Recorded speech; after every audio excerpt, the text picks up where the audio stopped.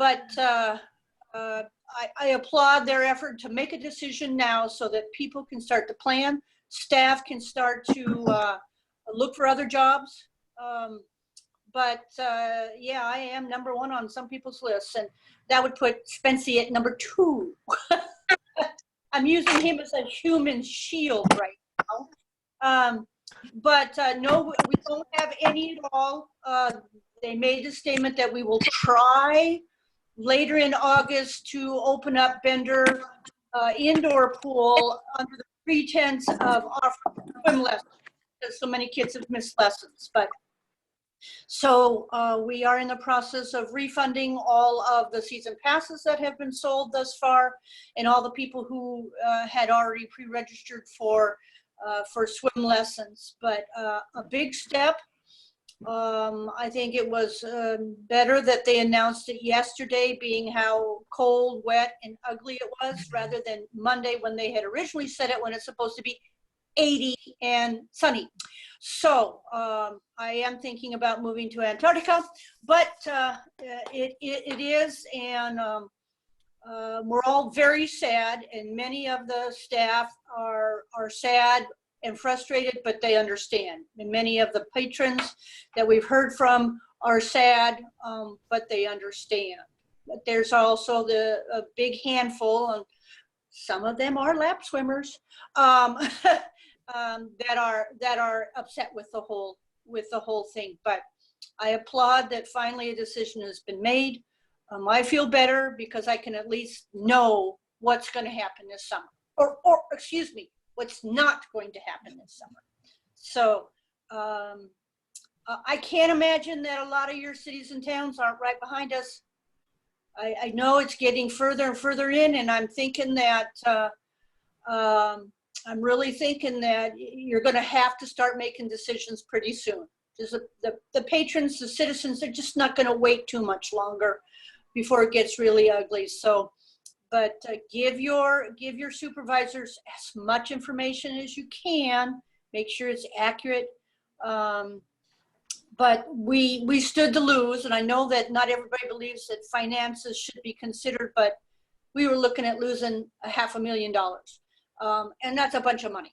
That's a bunch of money, but that is not the reason that we were closed. Certainly, I assume people looked at that, but really and truly it's the fact that we could not assure people we're going to social distance. There's no way we can sanitize and disinfect between every single person sitting on a lounge chair or touching a doorknob.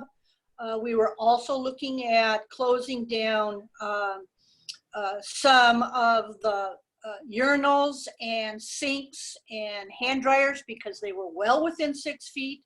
And as John Kelly would tell you, once we start doing that, we start looking at our maximum attendance. And we stood to lose a lot. So, because of course they're within 6 feet. So, am I happy?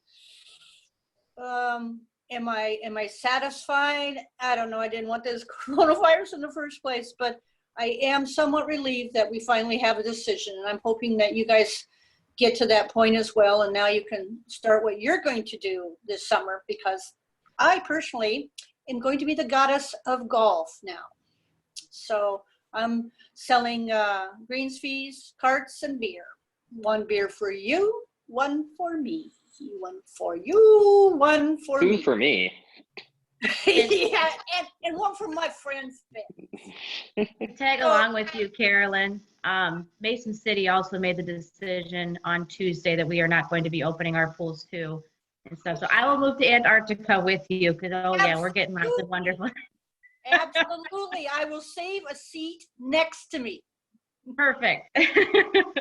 But no, Mason City, we're doing okay. A lot of people do understand. Most of the, we're kind of getting hit with the parents that relied the pool to be the babysitters. Yep. And so, we're hitting that part, and you're thinking like, so, I agree with you, Carolyn, the world's going to come to an end. Mm-hmm. But, but like I said, people are mostly understanding why we made this decision. And to be honest, it was really, like I said, our city administrator and our park board that really made that big decision to Yep. make us do. We gave them our recommendation. This is Yep. what we would have to do. And, we said we would like to open with possible with all the things, but our mayor is a very big germaphobic and he's very to the point, and so is our park board. And so we kind of had to go with what they had to say. So yeah, I will also be taking up golf with you too, Carolyn. I'll be there. Couple quick points for you all as we get started, because we know time is limited on your end too, because I know we want to have a robust discussion on this Friday, but also there's people trying to get things done before the weekend. I know that 1 week from today, starts the unofficial start of summer with Memorial Day weekend, which is the earliest that it could ever be held is this coming year. And so I do want to thank you on behalf of the association of joining us today. I understand that this is an Aquatics Committee meeting per se, but I want to start off by saying thank you all very much for your kind consideration of becoming a member of IPRA, of continuing of working with your local community to provide the best avenues for recreation, leisure activities, whether it be possibly a pool opening or a splash pad or your park shelters, your trails, or whatever you have available. That this is where we prove our point as an association and a field that we are essential services, because now people understand when you take those things away from them, how much they miss and desire them. So we're very much, again, cognizant of that fact of the value of parks and recreation. I also would like to reiterate on behalf of the association that we have not taken any stance whether you should open your pools, close your pools, whether you should have your trails open or not have your trails open. Rather, the association is providing you professionals with the tools to make your decision easier for you.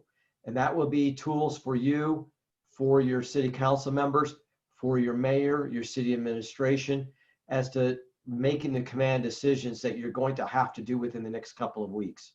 I know Marie Ware last week had indicated that she had done a 13-page document for her city administration staff. Brian Pauly up in Mason City just alluded to in our previous meeting about 20 minutes ago that he had done a 5-page memo detailing a lot of the information that was provided on the IPRA website. Kelly Johnson Rose, I think she deserves a round of applause because of what she's done for the association. All the Zoom calls that she's controlled and handled.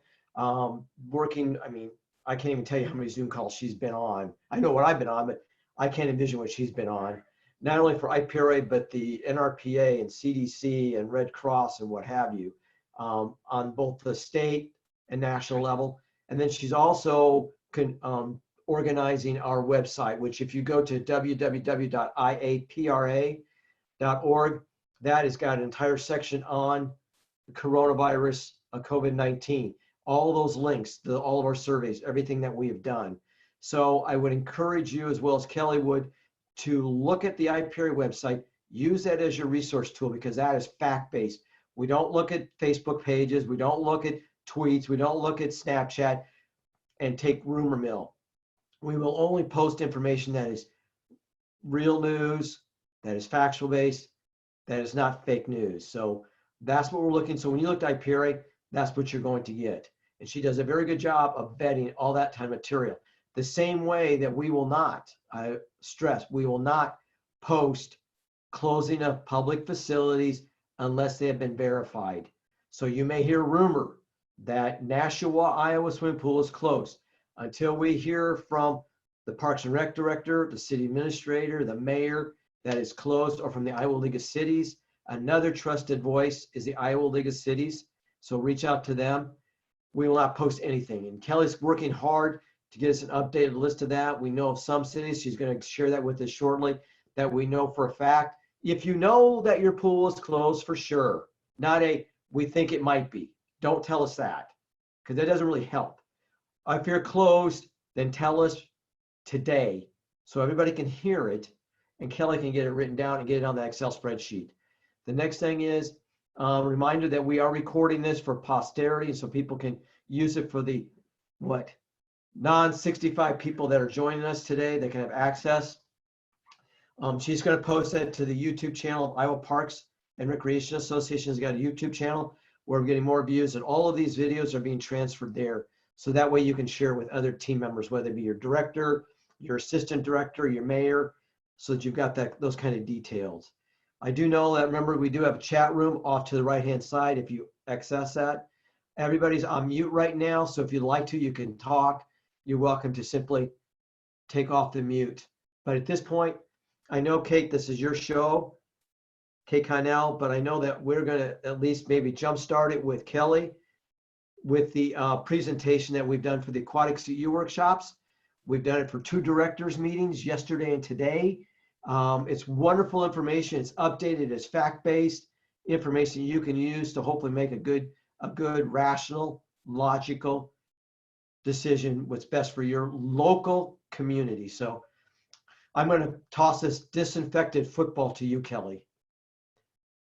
All right, thanks, Steve. And I just want to point out, if you didn't see in the chat, Cindy Dossow from the American Red Cross was unable to join us. So just want to welcome Jeremy Post, who's actually from down at Texas, Oklahoma, and it looks like Arkansas there. So we'll get some questions directed towards him here. So like Steve said, I'm going to share my screen and go through a presentation with you guys. My apologies for those that have seen this a couple times here. I'm having a little bit of issue once in a while with it working. So I'm just going to, I'm going to just go with the flow that I have that I know is working and changing of the slides here. So can you guys see that well enough here? Okay. So like Steve said, we've been using this for our brand new version of continuing ed, the CEU workshops for the CPO certifications here. So the page that we would like you to bookmark on your computer is the coronavirus.iowa.gov. That's going to give you every bit of information, fact-based from the governor's office, maps per county. All that information is going to be right there. Her proclamations are going to be on there. So we know as of Wednesday, so it's a little delayed, but or old news here, but Wednesday, our numbers sat at just over 13,000 positive cases in the state of Iowa here. So unfortunately that comes with just over 300 deaths, but we do have just about 6,000 people that are in the category of recovered here. So some of the hot counties that we see listed there, Polk County, Dallas County, and Woodbury County are the hot spots right now. The other ones listed, the Blackhawk, the Lynn, the Marshall, the Johnson County, those were our initial hot spots in Iowa. Their numbers are still ticking up, but very slowly compared to the other counties. And as of today at 5 a.m., the governor has declared that we are somewhat, quote unquote, open for business. We know there's several restrictions. We know that swimming pools and playgrounds and skate parks and amusement parks and zoos and all those things that deal with park and recreation are still very much closed. There seems to be some confusion that swimming pools are open, hot tubs are open. They are not. So we're trying to spread that message that swimming pools did not open as of 5 a.m. today. It was just those initial or those additional hair salons, barbers, massage that opened up there. So, okay. So the governor usually gets on about 11 o'clock every day, makes her little spiel, you know, the nature about closures and openings. You know, they're pretty brief. They open it up for some Q&A for some news sources there afterwards. So it's a good thing if you've got some time around 11 o'clock, usually 11 to 11:30 or so, that those are on any of the local news channels. So the latest proclamation to come out is 9 pages in length. We do have that posted on our home site, the homepage of our website. So really, like Steve said, it's kind of one-stop shopping for you. We've tried to get the most vital information out there. Additional information that you guys might want to use is the CDC's, Iowa Department of Public Health, and even down to the Department of Inspections and Appeals has some information there that we feel would be good for you guys. So as we're kind of going along here, Governor Reynolds, having opened some of this stuff up now, some closures like the pools, the parks, and all those are going to be closed through 11:59 p.m. on Wednesday, May 27th. So where does that leave our pools? Are you guys still planning for that June 1 opening? There's a lot that you can and should be doing right now should you still be looking at opening your facility. We've talked a lot about the formula that would be used to open your facility. It might not just be that 50% capacity, what some of the restaurants and other businesses are using. It's going to be based on your deck space. It's going to be based on, like Karen alluded to, the amount of fixtures, toilets in your bathroom. I've heard of folks that have had like their fire marshals come in, evaluate the space available. They're going to be able to help you establish that formula for you to maintain that physical social distancing of 6 feet for everyone that's either in the water or out on the deck. Taking into consideration your deck size, if you had to pull all your patrons out of the pool for either a rescue or there's a pool break, can you still maintain that 6 feet of distance between each of those patrons? So there's a big formula that's going to be very individually based for you guys that you should be working on now if you are considering still opening. One of the big things to be working out is a plan that lifeguards on duty are not going to be the ones that are going to be monitoring that social distancing or the use of face masks. So the CDC has come out with a list of guidelines for you to follow for what cleaning supplies are approved. So on the second page of the CDC's 4-page document that they released, again, that can be found on our homepage, it takes you to a link of approved sanitation methods. Okay? So if you guys are wondering if your cleaners are appropriate, please follow that link to that list to get approved. We know that putting chlorinated water in a spray bottle and using that on fixtures is not the appropriate sanitation methods that should be used. Okay, so just making sure that's not something that you're planning on doing. It has been recommended by the CDC, and also we've got documentation from the Pool and Hot Tub Alliance, and that's the governing body that covers our CPO certifications. We'll be getting into a little bit more of that on the coming slides here, but it is recommendation that your staff and the public should be wearing face masks on the deck, but certainly not in the water. So very specifically, face masks should not be worn in the water, as we know they can become a suffocation hazard. What are you planning on for your Learn to Swim lessons? Is your staff going to be wearing face masks? Are you going to be considering doing some of those family lessons? Are we putting parents in the water? If you're part of this decision-making process, please make sure that the WSIs on your staff are part of that decision-making process to know who we should have parents in the water with. How are you going to check parents' swimming ability? For example, a level 3 swim lesson, are all adults going to be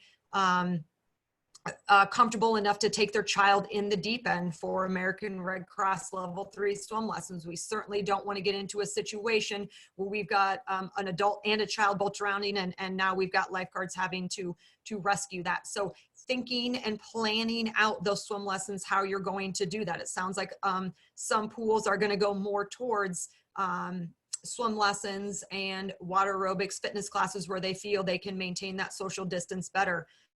Great ideas for those folks. Just make sure you've got a solid plan in place there.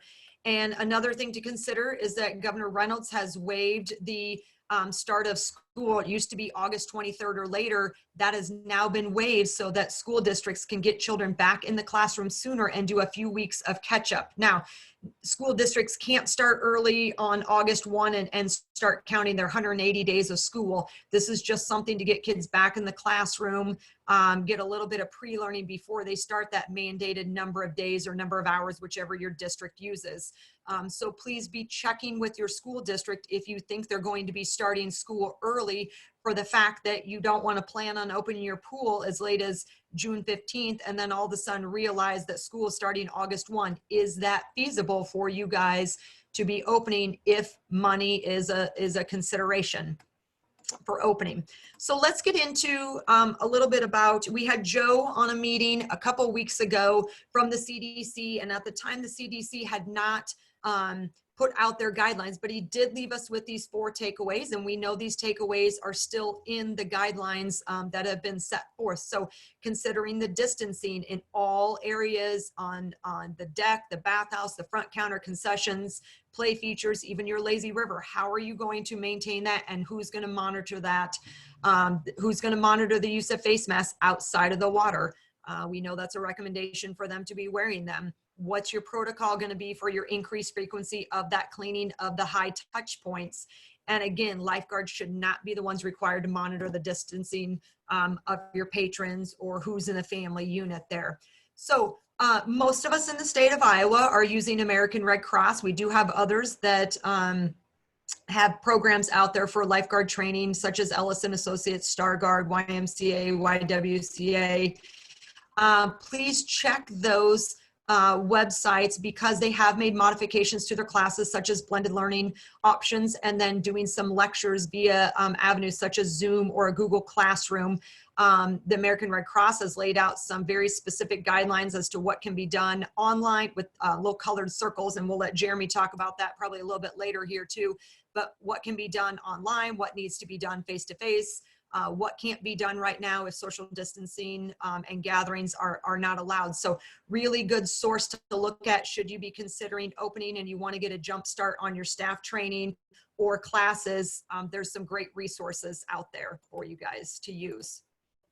So let's touch briefly on the 4-page document that the CDC did put out. This is going to be for public aquatic venues, so you can see the entities listed there. We do have a direct link to that site there. Again, this document is on our homepage of the Iowa Park and Rec Association's website. And then all decisions about implementing these considerations should be made locally in collaboration with local health officials. Their implications should also be informed by what is feasible, practical, and acceptable. Okay, so I think we go back to that one, the statement that I've heard multiple people say, we can open, but should we open? Again, decisions you need to be making amongst your own community. So the CDC just kind of lays out how do we prevent the spread of the disease, and notice that the wording states can consider or may consider. Okay, so these are best practices for you guys to be doing. So I'm not going to go into a lot of detail here on these, but the healthy operations, there's a lot about staffing. How are we setting up our staffing plan, our backup plan? What happens when someone gets sick? Because we know there's a chance that someone's going to get sick here. What are we going to do about contacting the patrons that were there during that time or the staff that was there at that time? So my recommendation for you guys is to print out this 4-page document, go through it, take it to those helping make the decision. Is this something that our pool can achieve? And these are things we can be working on until we get those restrictions lifted. The other document that has been very useful is the Pool and Hot Tub Alliance. So they're stating right now that while we're not open, we want to make sure that you guys are, the facility continues to be properly treated and maintained. We want, they're suggesting to develop a plan for reopening and then starting to develop that compliance plan, addressing the social distancing, the cleaning requirements. Again, all stuff you guys can be doing right now while you guys are still on that path to, I think we've got a chance to open. So a little longer document, 16 pages in length here. And I think Kate and Brian are going to go over this a little bit more. So we've just done the highlights here on this, but a lot about, you know, when restrictions get lifted, what we can be doing. Signage is an important part of that and a question that's continuously asked to me. So I'm sure we'll get into more discussion on that. Another thing that we want you guys to make reference for is the Council for the Model Aquatics Health Code. Okay, this is something you guys have heard, that Model Aquatics Health Code, for the last several years here, and their guidelines. So another resource to use. Okay, this is just something that we throw in here. This is from the NRPA talking about the physical social distancing on our parks and trails here. We know that playgrounds are still closed. So this is still a useful tool that can be used. I see this quite a bit on people's social media pages that's still out there. So a big question that's come up, and I saw it in the chat box, and I said we are going to be addressing it, is do I put water in my pool for the summer even if we remain closed? Okay, this is an individual decision that you and your community need to be making with your pool supply company. They're going to determine the type of paint job that you have. How old is your paint job? What is your filtration system? Should we be running our pumps and motors? So again, this IPRA is not making a recommendation one way or the other. This is a very individual decision.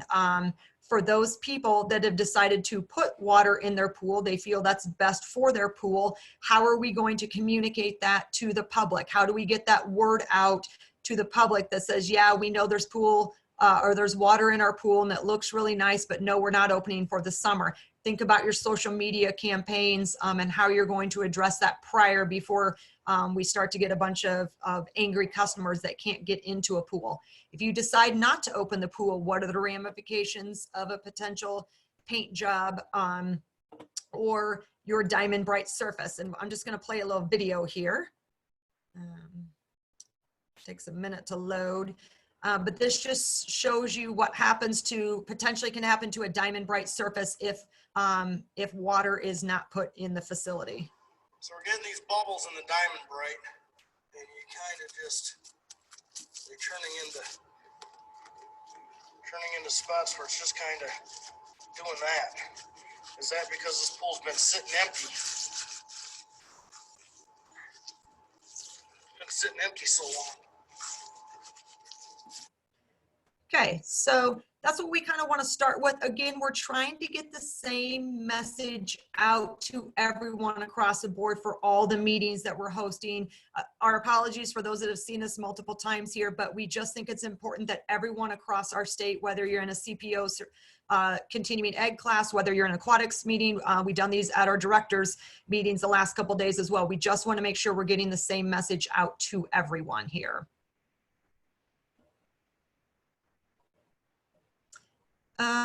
Kate, do you want me to finish up with our little section for IPRA news?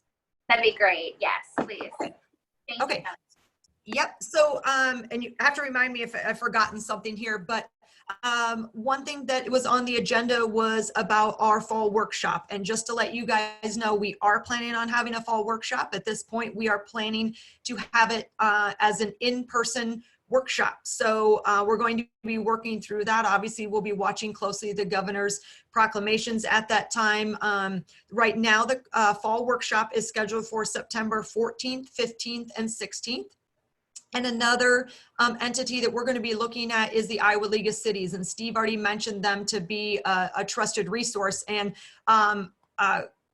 coincidentally, their gathering is on the 16th, 17th, and 18th that same week. So we're going to be looking to them to make a good decision. We know we've done, asked around a little bit. We know some budgets have been cut for travel. We know some restrictions are going to be in place. We want to make the best decision for all of our members. We know you guys are hungry to get together and to see people, and especially those that have the CPRP certifications to get those continuing education requirements. If you have not heard, NRPA will not be doing an in-person conference down in Orlando, Florida in the fall. They are working on a virtual conference so that folks can get their continuing education units. And last article that I read is they're working on that and continue to look for information, but they needed to make that call fairly soon with the hotels and everything, and corporate sponsorship and all of that. So again, we are planning on, at this point, doing a face-to-face workshop in the fall, but we will keep you updated on that. And I think the other thing that was on our agenda there was talking about our CPO classes and our CEU workshops. So we have changed up those dates. Some of the classes are 3 times, but we are looking forward to getting back together in Cedar Rapids, hopefully on June 8th, Monday, June 8th for our continuing ed, and then doing the 9th and the 10th there for classes. And we've got just a few left for the summer there that we're going to try and hope to get people in. We did have really good success with our online Zoom continuing ed for the 3-hour class. So potentially we'll be doing some more of those to get folks going. But because of the restrictions and everything in place, and we know folks are desperate to get their CPO certification, IPRA just is not teaching the full class online. So if this is something that you need prior to your facility opening, and you're planning on your facility opening prior to that Cedar Rapids class on June 9 and 10, please reach out to Steve and I, and we can help you get with another entity to potentially get that class taught to you. Not that we want to lose any of our business, but we do have some options for members that absolutely need that. Can I jump in real quick? Yep. PHTA has authorized individuals whose certificate expired in March and April to have a 3-month extension. And so our understanding is May is not included in this right now. It's not included in their extension. So if yours expired March or April, you got 3 more months to get certified. And it's also been approved by the Iowa Department of Public Health through the swimming pool and spa section that John Kelly has also signed off on that you are authorized, because they need to have a state approval that they accept the extension. So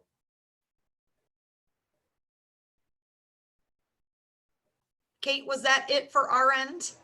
Yes, the only other thing I wanted to make sure everybody was aware of was the link for the NRPA Path to Recovery documents that they've been releasing, which we mentioned a couple weeks ago, but we also included that link in the link section of the agenda. So if you haven't already looked at NRPA's Path to Recovery outline, it's another great resource that's free, even if you are a non-member or your agency is not a member of NRPA. They are still sharing a lot of free resources for Parks and Rec professionals. So that was the other piece too. I do have one more thing. I did invite John Kelly and Mindy Ewell to join us today. They were unable to, but John sent me a link to additional resources, and I'm going to include that in, there's several out there, that new ones that he's added in addition to the CDC guidelines and stuff. So I will be emailing all of that information out to you in an email. Probably is going to come on Monday out to you guys, but I'm just going to copy and paste exactly what he sent out to me, because I think these are good resources. Nothing new from his end, nothing as far as specifics with the Iowa Department of Public Health, but just resources out there that we should be using. And I'll be updating our homepage with some of those additional resources as well. And last thing, again, I am keeping a Excel document. If your pool has closed, either please type that in the notes over here, contact person for your facility, the community you're in, or you can email that directly to me, and we'll be getting that up on our website as well to share, probably on the backside of our website to share with our members here. So just trying to get as much information out there as we can for you guys to help make those decisions. Okay, I'm done. Thank you. Hey, So I have a quick question first. go ahead. Do you have that slideshow that you just presented anywhere on our Iowa Parks and Rec page? If it is, where's it at? 'Cause I can't find it. Okay, so we haven't put it on there, but Steve and I talked yesterday after a meeting because someone had requested it, and we'll get it on the backside of our website there for you guys to use. This is all our own, even though we use it at those continuing ed, it is Steve and I that put those together. So yes, we'll get that on the backside.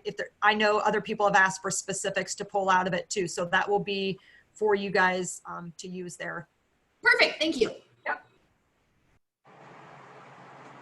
Okay, so thank you, Kelly and Steve, for all those updates.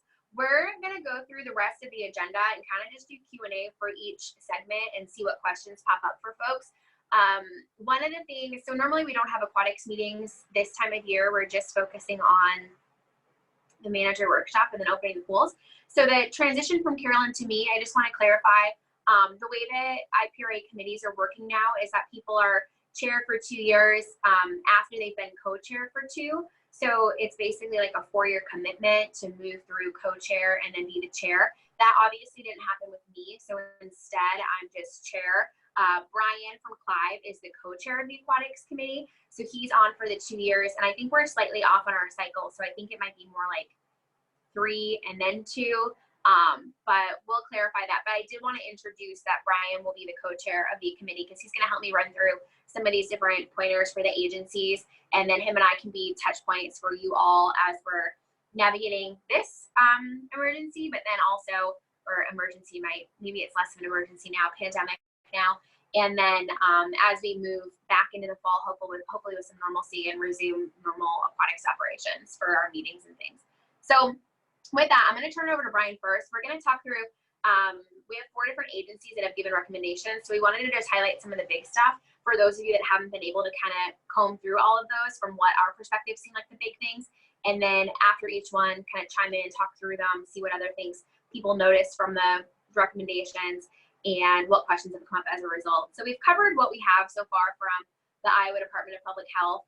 That link from John Kelly will be super helpful. And then the CPO extension that Steve mentioned was the big thing from them this week. The next one's the CDC consideration. So Brian's going to talk through some of the bigger bullets from the CDC one. I've shared the link to these, the guidance from the CDC. It's actually really small. It's just 4 pages, front and back. It's not super detailed, but there's some things in there. So we'll kind of just talk about the things that stood out to us and how we'll be pivoting as a result of what we're seeing. And then we'll talk about what questions come up from these, and then we'll move on to Pool and Hot Tub Alliance and then the Red Cross at the end. So Brian, over to you. Thank you. Hi.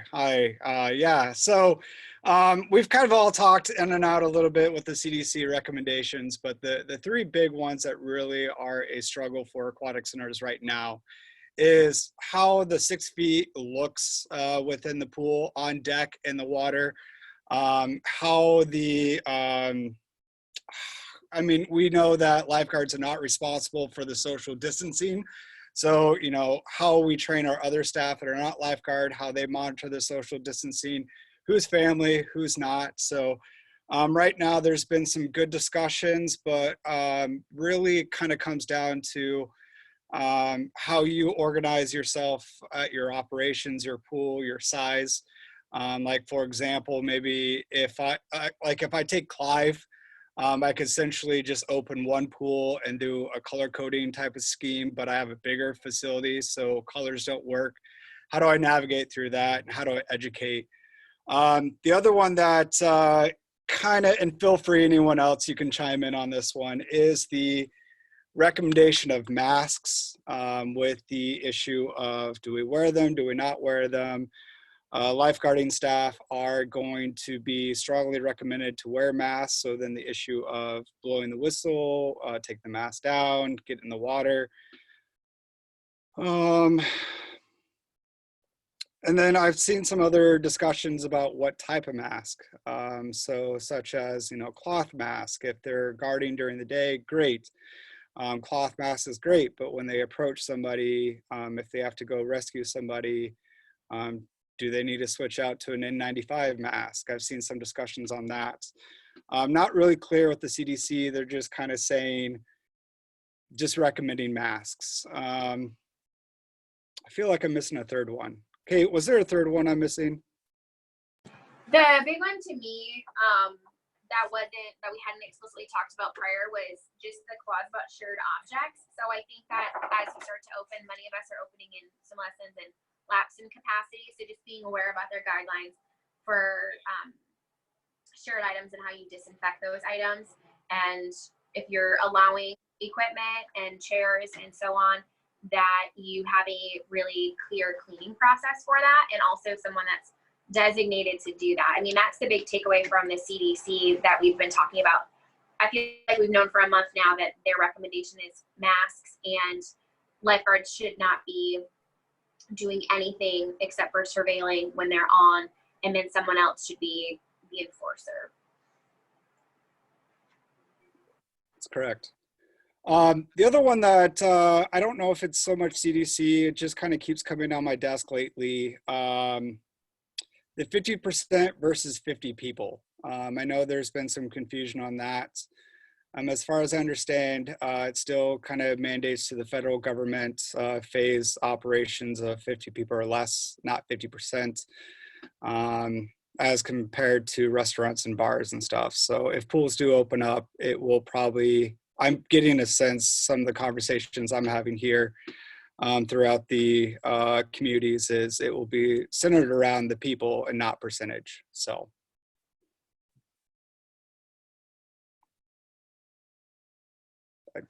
That's pretty much all I have for CDC at this point. I mean, everything's on there, but those are the 3 main challenges that we're facing right now as aquatics. Does anybody want to hop in with any questions or clarification points or any other interpretations that everybody felt like was important from the CDC pools, hot tubs, and water playground recommendations?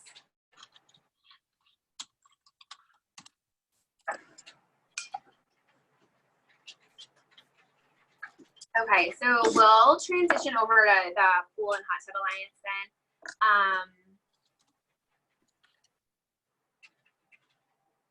30 years with Cedar Rapids on Tuesday, Carolyn. That's an accomplishment. Wow. Congratulations. That's awesome. I love that Spence is supporting you by sharing with all of us that. Okay, so here are the big things that I pulled out of the PHTA coronavirus update, and this is online if you haven't seen it. So this isn't one that we talk, life sentence, that's funny. We don't talk about this a ton in Iowa, but this is really, it's like the Model Aquatic Health Code where it is one of the industry standard.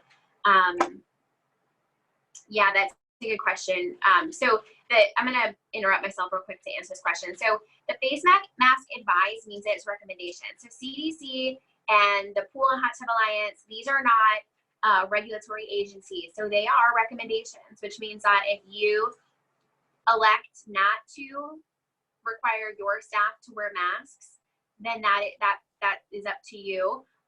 You won't be cited for that, but if you had other things happen as a result of not imposing that, there could be questions as to why you didn't follow that recommendation. It's kind of like the recommendations that we see through the Iowa Department of Public Health. It's a recommendation, and it's not a law, which is different, but everybody will have to make that decision. It does seem like some people in the industry feel really uncomfortable about staff wearing masks. And other people, you know, a month ago said if lifeguards have to wear masks, then we're opening too early. So there's a lot to unpack there. The thing that I've heard from the CDC is that the importance of a mask supersedes the time that it'll take for a guard to have to pull down their mask and do some kind of corrective action or to remove their mask in order to perform a rescue. So everybody will have to kind of decide on their own if they're going to follow that specific recommendation. I don't know if that helps at all, Brent, but let me know.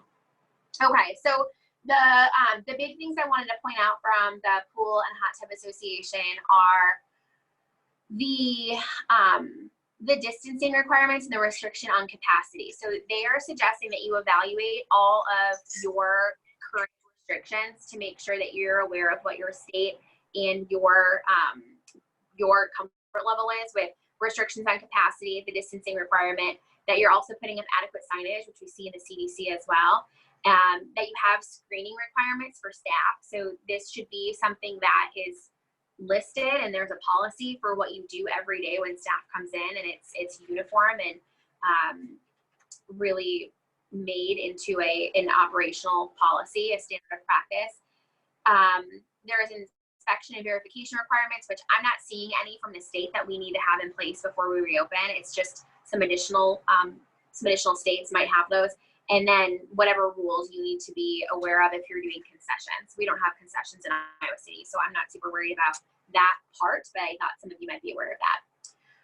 So this document, the PHTA document, has information about how you can establish your capacity that I found pretty helpful. It's definitely more clear than what the CDC has established. So there's a whole section on there about how to establish your capacity, and it has a bunch of questions that have you consider your square footage needed per bather to keep 6 feet apart when they're in the actual water. It talks about lane line width and numbers. It talks about the amount of space you need to evacuate the pool in emergency situations. So I do recommend that you look at that. It's on page 6 of this guide, and it's really helpful, I think. They also have a lot more information about what kind of signage. So if you're struggling with figuring out what kind of signage you want to have in place, there are a lot of different considerations they have under the page 7 on that, which I think is really helpful. And they just have you reiterate like what your procedure is for social distancing, what your capacity is, how you identify symptoms, what you do when symptoms are observed. And then they also have you include things at the state level and the CDC level as well. And then the other 2 things that I thought were important were for staffing, having some kind of hands-free check-in for staff. So if you if you cash handle, what that looks like, if you have them log in on a timesheet, like a digital timesheet of some kind, what that looks like. if they have to punch in, just thinking about other ways that you can minimize that. And then there's a bunch of other precautions around making sure that people have their own equipment. And then that leads us into personal protective equipment. So they do have additional recommendations for PPE for lifeguards that are beyond what we currently have. So you do need to be prepared to buy eyewear. N95 respirators are recommended by PHTA if you are providing care to somebody that is suspected to have COVID or be in contact with somebody that does. So, and also a surgical mask. If you cannot get an N95, then that's the alternative, is a surgical mask. But they also are saying that bag valve masks should have HEPA filters in them, and we should be using bag valve masks when possible. So to me, these are the biggest, those are the biggest, the most clear recommendations I've seen on PPE anywhere. So take a look at that. I don't know what it's like to get your hands on those things right now. We're personally not preemptively buying anything. So one of the fears that I have is if we're one of the last ones to start opening, is there nothing left? But we can't really preemptively go and buy all these materials either. So I don't know if anybody's been working to find those things or not. There's a whole disinfection list through the CDC that they recommend. I've shared that in the agenda and also in the chat, the N list, if you want to take a look at that. And then there's a whole section as well on swimming lessons. So swimming lessons must comply with state and local limits on gatherings. So if we continue to have 10 and under for how many people we're allowed to have through the state, through the governor's office, and then that will need to be replicated in lessons as well. And then there's also a piece on locker rooms that I thought was interesting, which was not allowing people, like limiting how many people are in locker rooms at a time. So this could look like one person in, one person out. It could look like having them completely closed. I don't know what the implications of that would be if you don't have an alternative. So keep that in mind with locker rooms, at least. Our thought is that locker rooms, actually in North Liberty and I were talking about this a little bit, locker rooms closed, on-deck bathrooms open that have showers in them, and it's kind of one at a time, and you walk in and sanitize after each time. So that's something to consider as well. So Brian, I think you might have a couple of things to add, and then why don't we just open it up for conversation around this? There's a lot of stuff in here that I didn't talk about, but these were kind of the things that were new information for me when I read this. So that's how we wanted to present the information today. And then obviously give everybody the links to look and interpret it on their own as well, and maybe have some collaborative conversation about how the recommendation turns from a government recommendation into actual implementation, and what that looks like as far as boots on the ground, or on the deck, what we're actually doing as a result of those recommendations. Sweet. There was one thing I forgot with the CDC, if you haven't fully got through it, and Kate talked a little bit about gatherings, but as you look at your summer, if you are still trying to see some sort of pool opening during the summer, or start looking for those indoors, consider those guidelines. But CDC did state in their guideline with the social distancing, there is an exception for the guards to go in and rescue the people. It is ultimately up to you how you want to handle that. I know right now Red Cross is still kind of trying to figure out how that looks like in terms of training. But in terms of CDC, they're saying, hey, if a guard needs to go in to rescue, that's okay. The other thing that they're saying is process of evacuation, like thunderstorms or tornadoes, like it's okay. Just go ahead and get where you need to go. As I was kind of reading through this, as you guys are talking a little bit too, is there's suggestions about how you stagger your times, programming. But I think one of the big takeaways that I kind of got from it, and my head's blowing right now, so I'll get back to you on it in another call, is they're suggesting to limit any non-essential visitors, volunteers, or people into the pool. So essentially, again, it's kind of going back to it of it's your decision. And I kind of mentioned a little bit here in the chat, but like the medical spas, they're open right now a little bit, but it's their decision because they have better protection than bigger pools. So there's some confusion with that too, but be aware of that. That's kind of, just keep that in mind as you look at your programming. Can we jump to Jeremy with the Red Cross? I think that's a good jumping point from Brian. You were talking about the training. Jeremy, if you're still on, can you allude to what you're seeing as far as training once finishing out that lifeguarding class, once we started the blended learning, we've done all of our Zoom lectures, and now we're getting ready to have contact. Can you give us some insight on that? Sure. And is there any ability for me to screen share? Do I have to have special permission or anything like that? I can do that.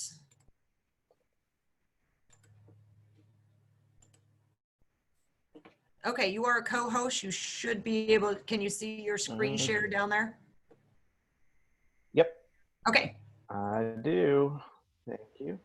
I just think it's helpful for me to be able to show you guys where some of the resources are that are available to you. So Red Cross Learning Center obviously released earlier this year. Our goal is to continue making it a central spot. So rather than the old days where you have to go to a lot of different places to get the information you need, we're funneling it all here. So you can even see here, we now have the Red Cross Find Your Red Cross certificate here on the homepage. Don't even have to be logged in and so forth. But your overall guidance is going to be here under the Red Cross COVID-19 guidance page. There's a lot of tools on here. We have a very comprehensive training portfolio. So we've done our best to make sure it's as easy to navigate as possible so you can get to the pertinent information that you're looking for. For example, if you're looking for health and safety guidance, right over here on the right, if you're looking for course-specific information, we've broken it down into categories. And then, as you mentioned earlier in the meeting, this changes on a daily, weekly basis. It's a very fluid environment right now. So we've made it to where we have the document upload dates here to the left of each of the documents. I would recommend that you come to this page twice a week minimum. In fact, this morning I did a quick scan and I saw right over here under health and safety guidance, we have a new document that was uploaded yesterday on safety guidance for professional responders. So should be pretty easy to scan up and down these documents and see what's been uploaded most recently. So when it comes to training, first of all, I don't envy pool operators this year at all. There's going to be a lot of theoretical testing and so forth this summer, but what I can tell you is I've never seen an aquatic industry network the way that it has this year, and I think it's really great. A lot of great ideas are out there to help you guys move forward with your summers in the best way possible. Part of that is training, and our goal has been to really provide you with the tools and the resource needed to get you 90 yards up the football field. That last 10 yards, it doesn't matter what training agency you're with, that last 10 yards is the tough part because that involves physical and social social contact, right? So some of the tools that we have available for you are the toolkit for lifeguard training and operations, really talks about delivering courses in a blended learning format, talks about the advantages of using the previous direct links method versus the request blended learning class in the Red Cross Learning Center, links to all the resources that you need there.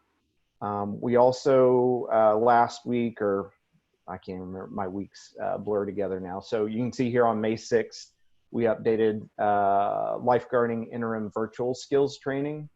This first document here at the top is where you're going to find the overall view of this method of training, virtual skills training. Below that, you're going to see the outlines for if you use this method of training via blended learning versus instructor-led.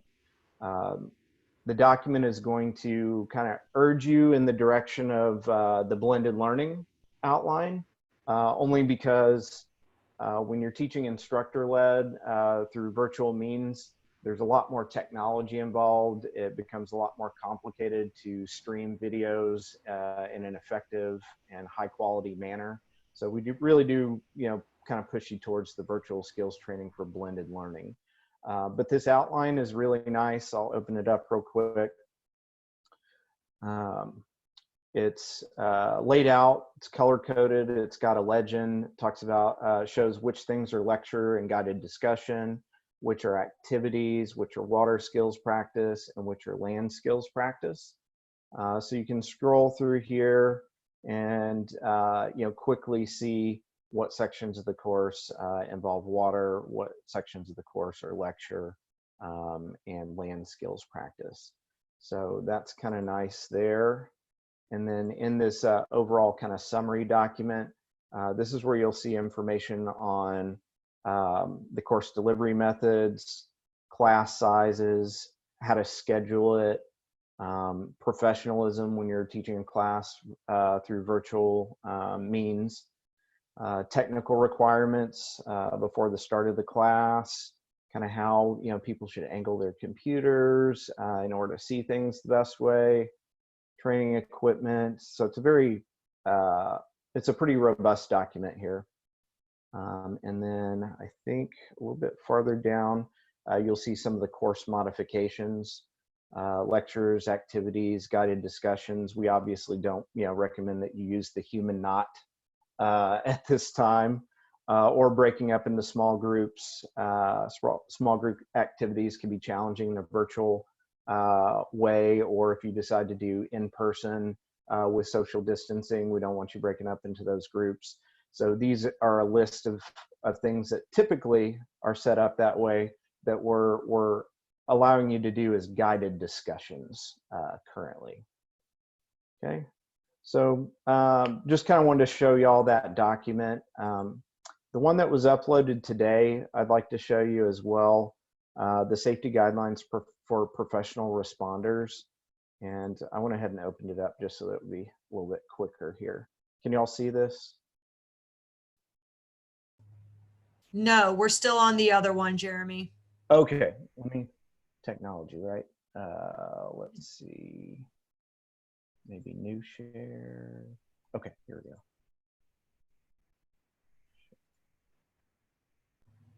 Okay, can y'all see it now? Yes. Okay, so this is that document if you were to open it up from the Red Cross Learning Center COVID page. And this document is healthcare, professional and first responder safety. This is where you'll find probably some of the information that you're really looking for, like what do I do once we pull somebody out of the water in real life. This does not have an aquatic slant, unfortunately. It's very much a medical slant, but I have requested from my manager to find out if we're going to release something for CPR for the professional rescue with more of a lifeguard focus to it. But you'll see this link right up here. It says Complete Red Cross Scientific Advisory Council Guidance. I don't know if this will switch you over. So this is, talks about the Scientific Advisory Council's decision on a lot of things. For example, if you guys go down to number 7, if you have staff that like support staff that are trained in just lay responder CPR instead of CPR for the professional rescuer, like your lifeguards, it talks about how to, what they should do to perform rescue breathing and the primary assessment in those particular situations. So that's a really helpful tool as well. Jeremy, we had a question come in that's asking about kind of like you referred to those last 10 yards of once we get together, what are we waiting on? Are states to lift all social distancing? Or does the Red Cross have recommendations to bring in family members to do those water skills with? What are you guys from the Red Cross telling your folks? Yeah, so nothing's changed as far as our stance on lifeguard training and following social distancing. We're not a regulatory agency, so In that interim virtual skills document, you'll see where it says, the in-person water skills should be conducted when state and local government restrictions are lifted. So what it does is it leaves the ball in your court as to how that works.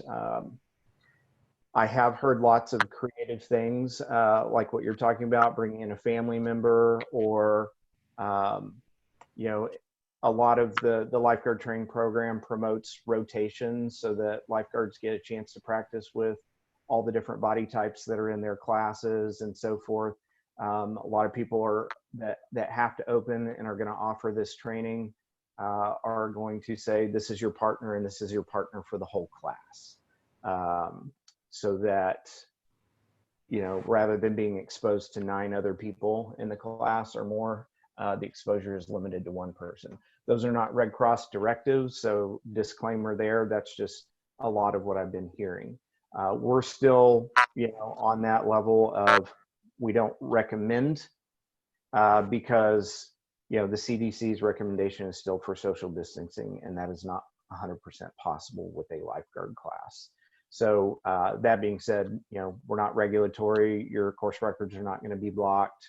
You're not going to be turned into quality assurance if you, teach a class.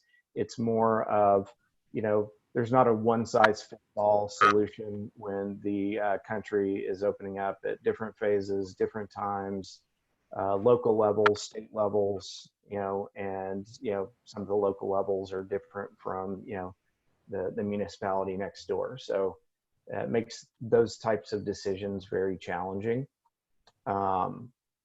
So, we just ask that you use the tools that we've made available for you to maintain social distancing and to teach the class in a responsible manner, for that full 90 yards. And then once you get that last 10 yards, get creative and try and figure out ways to, teach the remainder of that class in the safest way possible. That's great. That's super information. Thank you. Yeah. And just out of curiosity, does anybody have any questions about one-person BVM use or how to conduct multiple rescue response scenarios using social distancing? I'm guessing that maybe everybody has read through the guidance documents on that, but I just want to open up just in case anybody has any questions on those 2 items. Those are usually frequently asked questions.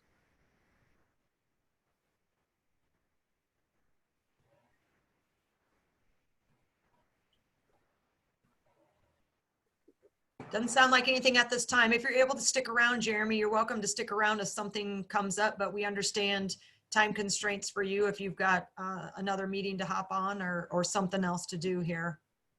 Sure. Yeah, I'm happy to stick around as long as I can. Hopefully I covered what you were kind of looking for right now. I'm not sure what Cindy's covered with you guys in the past already, so I just want to make sure I wasn't too redundant for you folks. Nope. One of the other things that I've seen floating around is people are unsure if the Red Cross will be administering certifications, but from what I've seen, as long as you are able to do the final pieces in conjunction with states lifting the different restrictions, then the Red Cross is issuing certifications. Is that accurate? Absolutely. Yeah. Yeah. Yeah. As I was saying before, we're not going to block your course records. You guys are licensed training providers. You're not Red Cross employees. When we go in and we deliver full service, courses through service delivery, that's when, we can tell our folks, our employees, our Red Cross instructors, kind of what to do. When it comes to you guys, we provide our recommendations. We provide the tools for you to abide by those recommendations. And then at that point, once you're allowed to open up on a local and state level, you're that much closer to the goal line. So that's kind of where we're at. Great. Thank you very much for the information today. You're welcome. Okay, so we've talked through what we had on the agenda, so we wanted to open it up for some different questions and maybe just information sharing about how people are taking these recommendations and putting them into action. I'm not sure how many of you are progressively planning, or if a lot of you are frozen. Sydney and I are pretty much just like frozen in place with what we're doing. We're waiting to hear more from our leadership about what it'll look like. We have put together some recommendations and some procedures based on these recommendations as we look to reopen. But how's everybody else doing? Are you spending time right now figuring out how you'll do this, how you'll do lessons and so on, or are you kind of in the same holding pattern?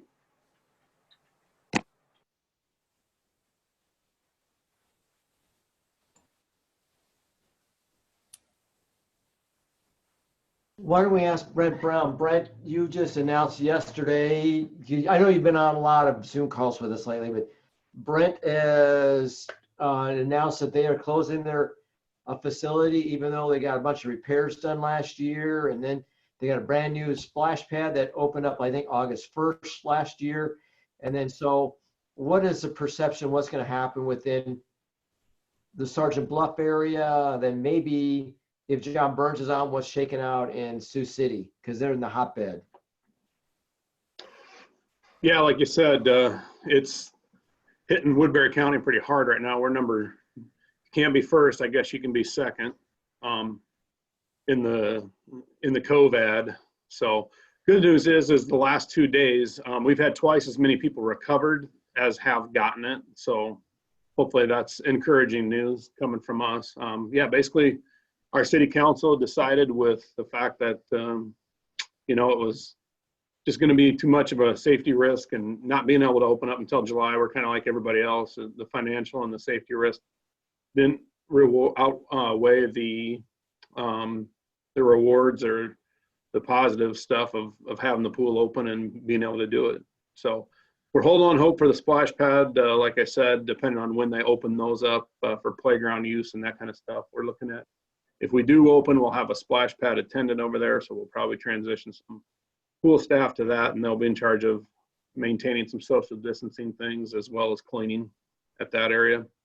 I tried to call around yesterday to see if I get my lifeguards some jobs at other local pools from smaller communities in the area. Found out that one of them was going to decide maybe next week on Wednesday, but they were going to do on and off from talking to their city clerk.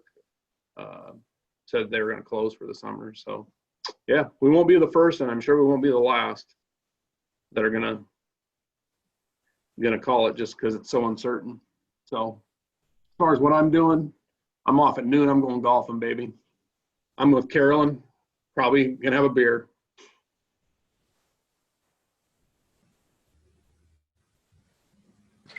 So I know the other ones that are, so we have Cedar Rapids, Sergeant Bluff, Mason City, and then I think there was one more that was official. Osceola and Winterset have the ones I have on my list. Yeah, so mostly on the other side, around Des Moines on the other side of the state. So for us in Iowa City, we've announced that the outdoor pool at the earliest won't open until July 4th if we open at all. Splash pads, we're not really able to, we won't be able to socially distance those. We don't have attendance now, so we'll have to explore that as playgrounds open back up as well. Hey, Kate, what about? Okay, any other thoughts or questions? Yeah, let's go to Jill Burt, because I know that Jill Burt, that the city of Ames City Council met on Tuesday night, and they had a lengthy discussion. They had a 5-hour city council meeting Tuesday night. So, Jill, I guess that's just my point. Jill, what's shaking out in Ames? You got us beat ours with 2.5 hours. Good job. It was really long. 6, they, as a general blanket, decided to continue the closure of city facilities through July 1st, but they did take a few things to discuss separately. One being pools, The ice arena was another one. And then special events. Those 3 things they took and discussed separately. They decided to wait 2 more weeks for the pool. I think really the governor hadn't made, it was Tuesday night, and at one point she said Tuesday she would make the announcements, and so we didn't have that information yet. My personal sense was they really wanted to know what the governor was going to say before making that call, so they did decide to wait 2 more weeks and discuss it at the next meeting on the 26th. So we are still basically in a holding pattern, decide what we're gonna do.